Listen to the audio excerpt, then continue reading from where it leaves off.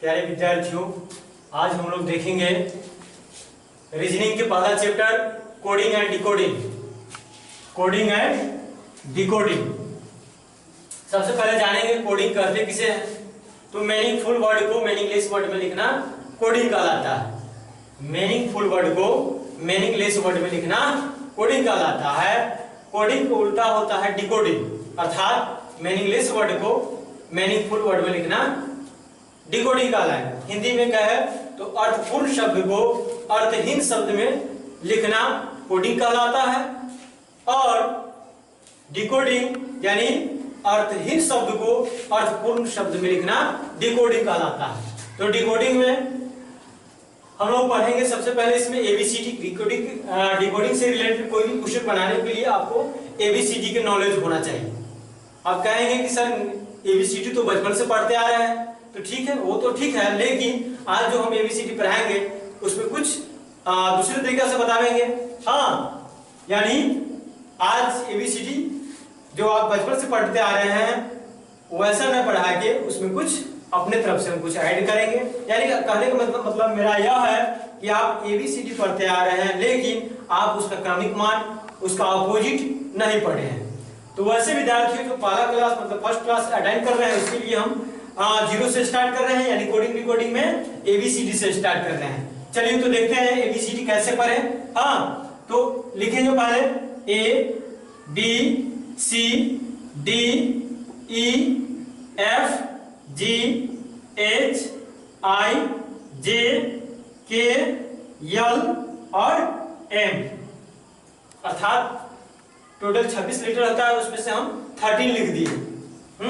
अब इस सब का अपोजिट लिखेंगे, यानी एक उल्टा होता है जेड, एक उल्टा जेड, डी के उल्टा वाई, सी के उल्टा एक्स होता है, डी के डब्ल्यू होता है, ई का भी होगा, एफ का यू होगा, जी का टी होगा, एच का एस होगा, आई का आर होगा, जबकि क्यू का मतलब जे का क्यू होगा, के का पी होगा, एल का ओ होगा और एम का एन होगा।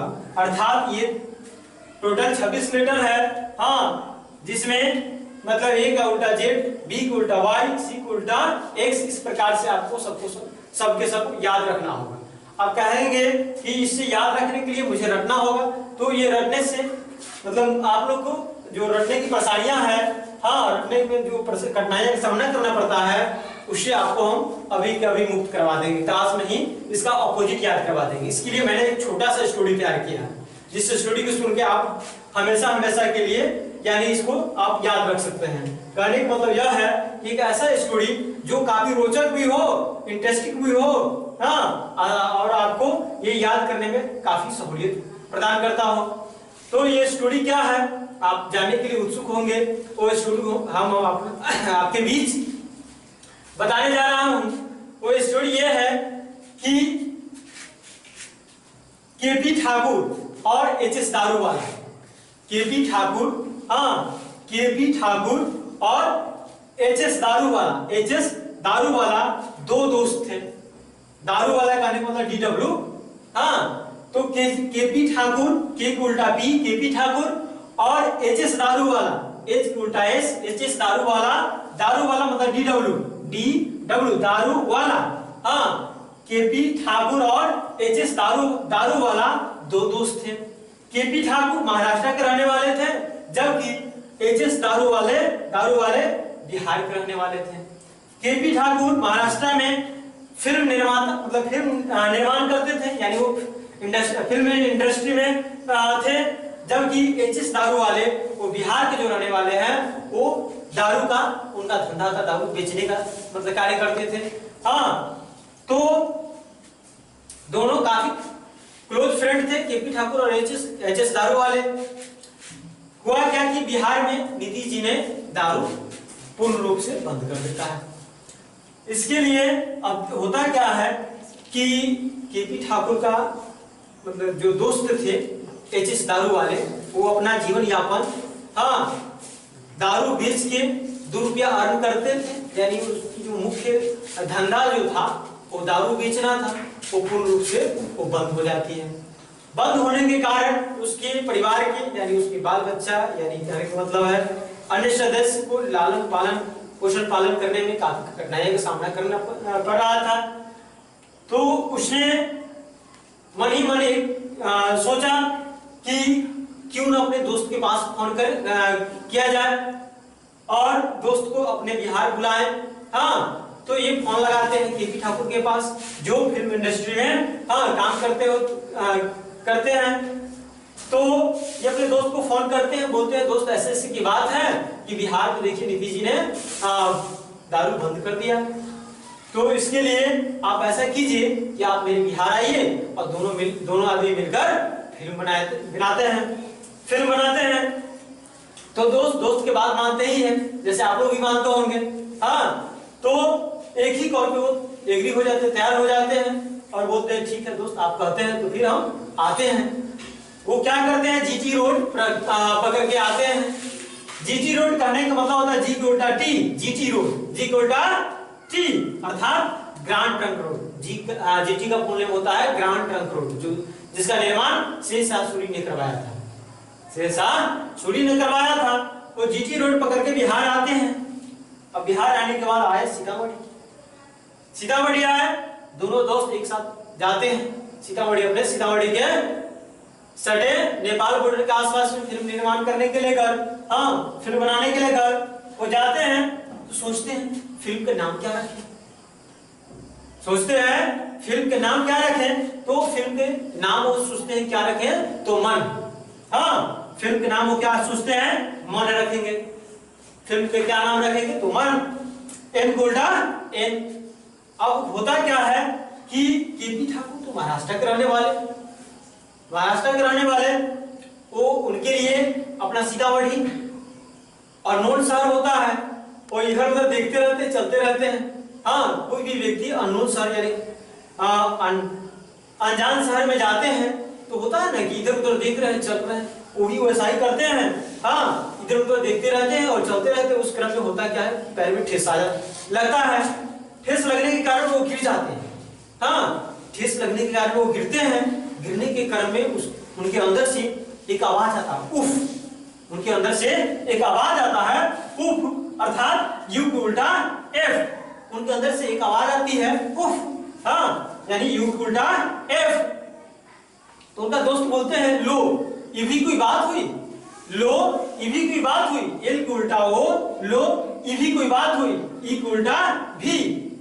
क्लियर, यानी लो ये भी कोई बात हुई, ये भी कोई बात हुई, ई को उल्टा भी, एल ओ लो।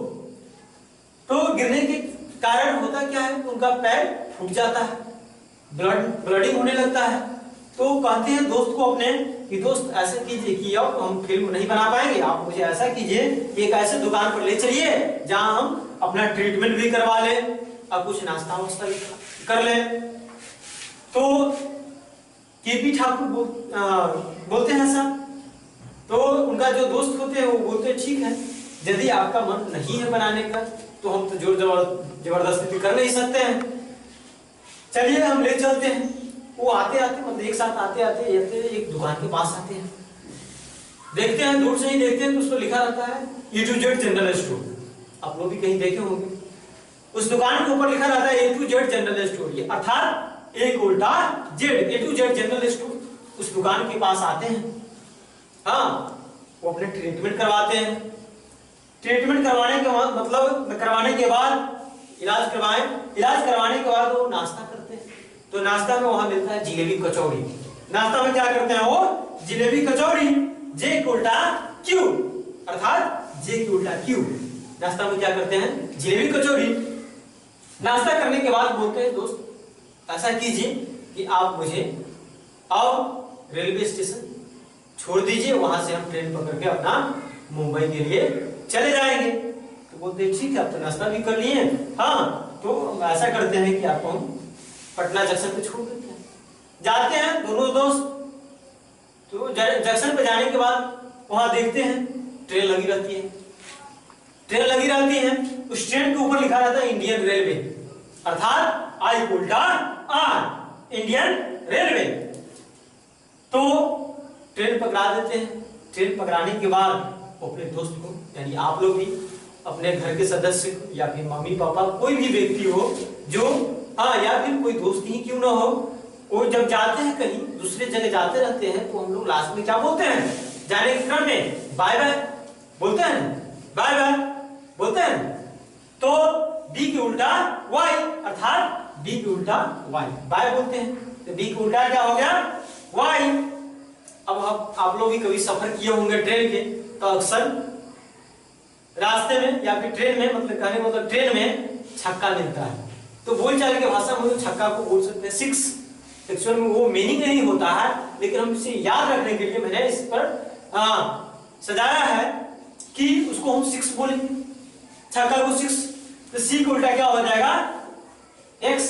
अर्थात इस प्रकार सभी के सभी अपोजिट याद हो जाता है। यदि ये स्टोरी आप किसी दूसरे फ्रेंड को शेयर करते हैं, समझाते हैं, बताते हैं, तो ये आपको हमेशा हमेशा के लिए याद हो जाएगा। चलिए, तो इस वीडियो में इतना ही। अगले वीडियो में क्रमिक मान के साथ आएंगे और उसमें भी हम एक ऐसा ट्रिक बताएंगे जो क्रमिक मान भी आपको आसानी से याद हो जाएगा। प्यारे विद्यार्थियों, इस वीडियो में इतना ही। बहुत बहुत धन्यवाद। जय हिंद दोस्तों।